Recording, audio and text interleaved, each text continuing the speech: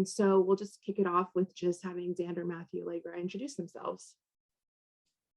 Most Xander, importantly, please mute Xander throughout the rest of this Hi guys, I'm Matthew David Rudd. I play Panda. Hi, I'm Xander Mobus. I play Inumaki in the movie and also Toto in the series. Hi, my name is Allegra Clark and I play Maki. She's just like me. And who else do you play, Allegra? I can't remember. I would remind you that you play Kazumi Miwa, maybe. Oh, Kazumi Miwa, right. In the series. My favorite. All right, well, we'll kick it off with Big Gold Belt Media. You take it off. Hi, my name is Carrie Lane. Are we still running this joke or? Yes, we are. Yeah. Okay, cool. All the way to the finish. Yeah, we gotta stick with this now. Like, no, we're committing to the bit. In room 3, we commit to the bit. Okay, so JUJUTSU Kaisen 0 is amongst the top 10 most successful movies of all time in Japan. Yeah, it is. Yeah. No pressure. 106 million US dollars. A lot of money there. And right, let's talk about pressure, because my question is, knowing that now that the release is on the way and knowing that, it did very successful, did that add any bit of pressure or, let's say, motivation stepping into the booth to record the English dub? I don't know, man. Like, I feel like we've been with this story long enough, and like one of the things I genuinely adore about like this show is that like everyone in the cast really comes to play for it. Like there's a real sense of love in the cast. There's a real sense of like just people giving a poopy. I'm not supposed to swear. And too late for me. Giving a poopy. So I think everybody came in already just being like, we gotta kick the hell out of this, because we already loved our characters in the story.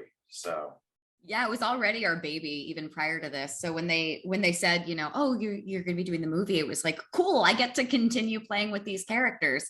Yeah. In a way, it's like we knew it was going to be a theatrical release, but it was also like, it's sort of the same reaction I think any of us had to when they did announce that there was going to be a season 2. It's just like, oh yeah, we get to keep playing, we get to keep living in this world. And then they were like, it was immensely successful. And I'm like, cool, I hope they love it here too. That was kind of my reaction. It's like, I hope American audiences and global audiences at this point, like love it as much as we love it and love working on it, etc. Yeah, honestly, like to reiterate, I think the pressure is off when you're able. I think the pressure was on to find the voices, find the characters throughout the first season, and it's so nice to revisit them now in the movie format, because I know what the humor's like, I know what the action's like, so I can hit that as hard as I know that I need to now. Yeah, we know these characters.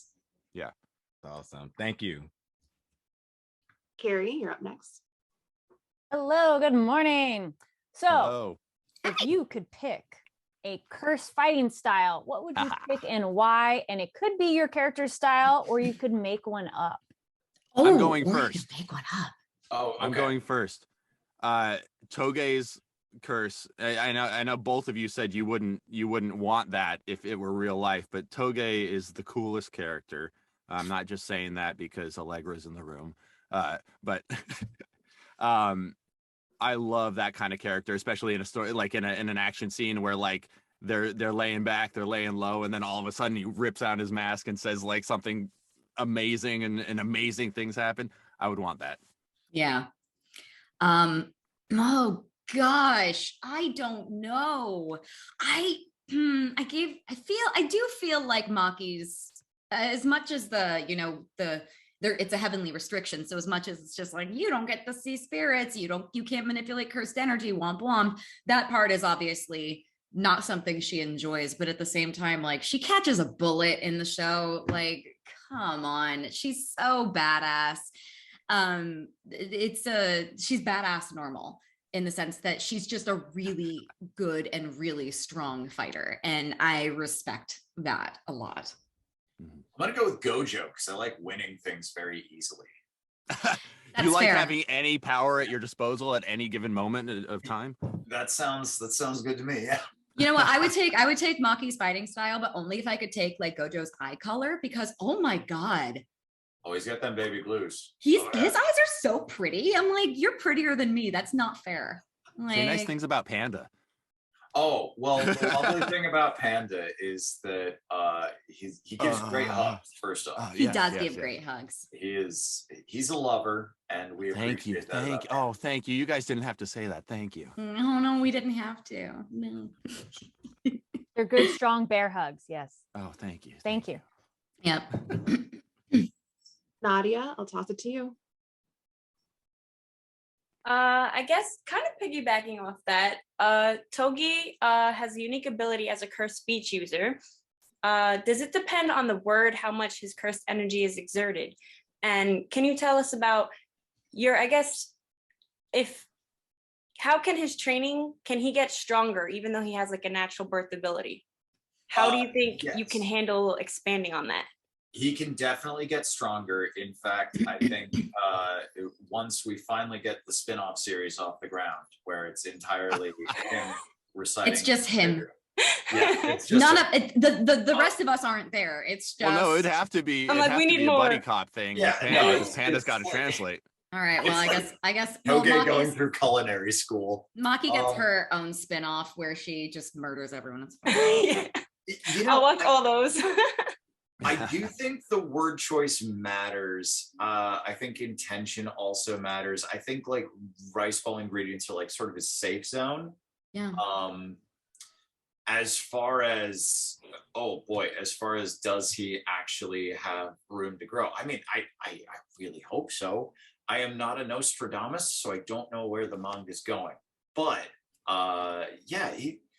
he's just such a fun, like, it's such a unique ability, right? Where it's like, dude could kill anybody and he has to just consciously choose not to every single day. And hello, dog. And yeah, hi. I was worried my cat was going to interrupt, and it's just been your dog the entire time instead. I know. This is Jordy. Hi, Jordy. Like Toge in that he can't talk. But he has so much to say. He does, yes. I'm sure I answered that terribly, but I really hope so. It is one of the coolest abilities I've ever seen, and he's a blast. And obviously, he's the greatest character in the history of literature, like Hamlet.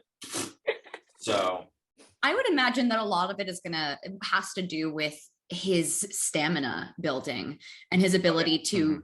Not because the drawback to him using his cursed speech is that he gets really bad sore throats. So it's almost like, he has to go through like heavy metal training and, really like learn how to shred his voice without safely. I don't want to. He has to become a voice actor. He has to become a voice actor. Yeah. You know what? I don't know why they have him here. Send him to an acting academy, a speech training, like speech pathologist. Yeah. There we go. We're talking out our asses right now. That's like the worst spin-off is him going to a speech. Him dropping out of culinary school to go to. All right, so here's the thing. I have never seen anyone whose throat is as fucked as you. What happened? There's a spin-off episode of him going to a speech pathologist. Like them putting the scope in his throat and going, so your vocal cords are sure in shape, aren't they?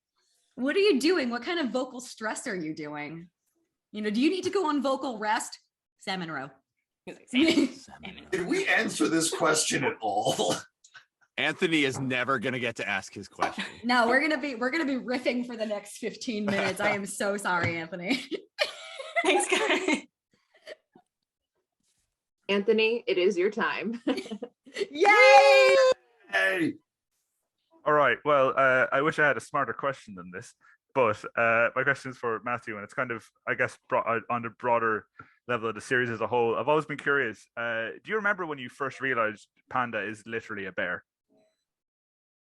He's literally a bear. Well, we were having a conversation a minute ago, and he's not literally a bear, right? Yeah. The fascinating thing, and I kind of love it. There's a humor to the way the manga's written, and it's definitely coming through in the anime, where Panda is a joke, right? He's there to help set up humor, and he's there to be an enigma in himself, and all that sort of thing.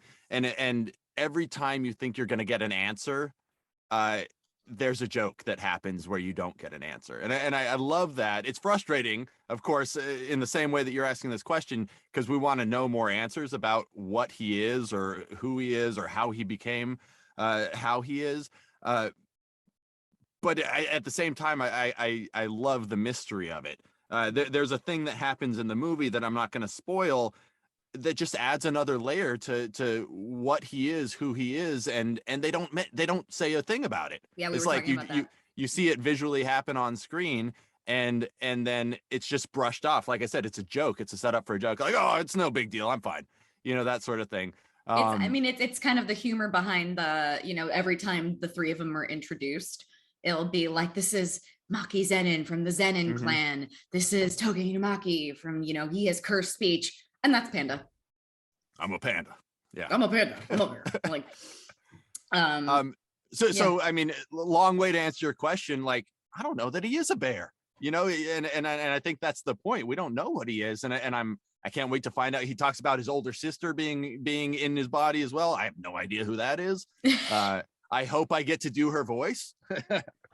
No, they're going to be bringing in a celebrity for that one. So, nice. It's me. I'm the celebrity. Hi. It's Xander Mobus. Yet another character in Jujutsu Kaisen. Hello, it is me, Panda's sister. Oh my gosh. In case you haven't noticed, you're in the goofball room right now. I hope that answers your question, Anthony. Thank you. Yes. Was it worth the wait, Anthony? 100%. Oh, 100%. Yeah. We'll bring it back up top, the big old belt. All right, so since we're on jokes time, we might as well transition to sexy talk. So I do want to know, with this film having such a deep pool of emotion, and as you said, with Panda, especially with sexy talk time, this creates the balance, and this creates the comedic factor to it to keep things kind of, like I said, balanced but light. But for you, I want to know, Matthew, have you been able to kind of push the limit on these lines, and how do you kind of go through the process of like vetting what's being said and also keeping it true to the translation? Yeah, that's a fascinating thing. And Panda didn't get much of it in the series, but like the cultural references, like the American cultural references are a fascinating thing. And so I'm going to kind of answer this in the same way that I answered the first question. It was super fun for me to go into the movie knowing what the expectation is, right? Yeah. Knowing what the humor was going to be like. I felt like, one of my favorite things from the series was the Juju strolls at the end, right? Those were always amazing. And I feel like after doing all of those, I finally understood what the humor they were going for with. If I could go back and redo some of my humor in some of those, I think I could do it better, which was so nice to be able to do in the movie. And not to mention, like you said, Yuji had that moment in the series where he got to talk about, which body parts he liked best. And Xander, you were part of that as well. But in the movie, that's Panda's bit. And I thought it came off really funny. I really just want to hear Adam do that bit, but in an Al Pacino impression, him trying his best to just go, "She got a great and her head is all up in it." We all have seen Heat, right? Yeah. But what's funny, Xander, is I go to a lot of conventions with Adam. Like, he and I travel a lot together, and it is so funny to be answering a question to a fan, and then he comes in off the side with something about Megan Thee Stallion or about liking big butts, or it's funny. It's a good time. I love it. We're gonna make him do it. We're doing an event this weekend. I'm so gonna make him. We're gonna film him doing that and send it to you, Xander. Oh, thank you. Yeah, I'm definitely gonna try to remember to ask him. Oh, I would love that. Thank you so much. Yeah. Gary, back to you. Yes. All right. Well, continuing the fun, what do you think your character would do for spring break? Miami. I mean, you're students and all, so. Yeah, definitely Miami. Really, honestly, mostly just because nobody could hear him talk, like in a rave. You know? There's no expectations. Yeah. No, he's just got to dance.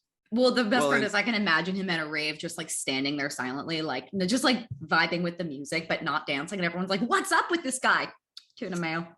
Panda just tearing it up on the floor. Yeah, seriously, I was gonna say, these three spring break together. Like, there's no chance that they don't. See? So, like, I actually disagree. I think Maki's got a bit of she's a little bit of a wet blanket. Let's be real here. Yeah. And I think she'd be like, I don't have to go anywhere. I'm just gonna train more. Like, I gotta be stronger. I gotta do stuff. And like, Panda probably like forcibly grabs her and like, takes her to the beach or something. But she's so driven and she's so goal oriented that she's just like, what's a vacation? Like, what's a break? Yeah. But yeah, I know I'm the fun one over here. No, but she is a little bit of a wet blanket in that regard. She's so like, and certainly at this point in her arc, she's so not about like relaxing and having fun and making friends and stuff like that. She's so goal oriented. But maybe a few years down the line, they'll I would like to see the three of them at SantaCon. I'm making such a New York reference right now. I think Panda would be so much fun at SantaCon.